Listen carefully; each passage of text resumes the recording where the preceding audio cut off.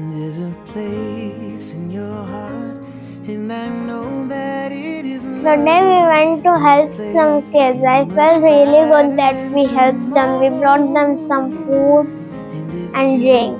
Feeding the kids made me really humble. It made me count my blessings. In this place, you feel there's no hurt or sorrow.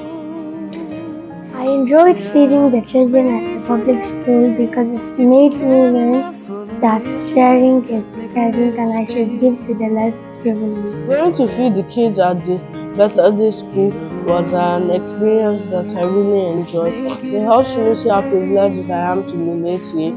Then it also felt great to feed those children for free without them having to buy food.